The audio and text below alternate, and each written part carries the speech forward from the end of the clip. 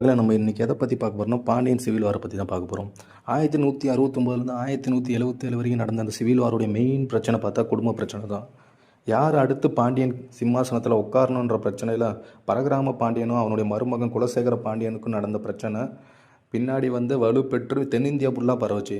இந்த தென்னிந்தியா ஃபுல்லாக பரவந்தனால சோழா டைனாஸ்டியை சேர்ந்த ராஜாராஜன் டூவும் அதுபோல் சிங்கிலீஷ் படையை சேர்ந்த பரகிராம இதில் வந்து சேர்ந்து மிகப்பெரிய கான்ஃப்ளிக்டாக மாறுச்சு.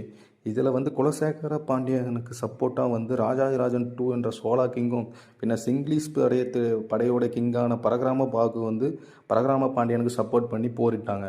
இந்த போரினுடைய இறுதியில் வந்து ராஜாஜிராஜனுடைய சுப்ரீம் கமாண்டர் நம்பி பல்லவராயன் வந்து பரகிராம பாண்டியனையும் அதுபோல் லங்காபுரியை சேர்ந்த தண்டானந்த என்ற சுப்ரீம் கமாண்டரையும் கொண்டு குலசேகர பாண்டியனை வந்து சிம்மாசனத்தில் அமர வச்சாங்க. இந்த போர் முடிவுட்டது நம்ம நினைக்கும் போது அப்போ தான் வந்து பரகிராம பாண்டியனுடைய வாரிசான வீரபாண்டியன் டூக்கு வந்து சப்போர்ட் பண்ணி அகெயின்ஸ்ட் இங்கிலீஷ் படையை வந்து ராமேஸ்வரத்தை படையெடுத்து வந்தாங்க. இதை தெரியாத குலசேகர பாண்டியன் வந்து சோழாவுக்கு சப்போர்ட் பண்ணிட்டு இருந்த குலசேகரன் பாண்டி சோழாவுக்கு அகெயின்ஸ்டாக மாறி சோழாவுக்கு எதிராக வந்து போரிட்டு வெற்றி பெறலான்னு சொல்லிட்டு அங்கே படையெடுத்துட்டு போயிட்டு இருந்தார். அந்த படையெடுப்பில் வந்து குலசேகர பாண்டியனுடைய போர் படை பயங்கரமாக வலுவுற்று சோழா படை வந்து வெற்றி பெற்றது. சோழா படை வெற்றி பெற்றவுடனே வீரபாண்டியன் டூவை வந்து சோழா வந்து தங்களுக்கு கீழே சிம்மாசனத்தில் உட்கார வச்சுட்டாங்க.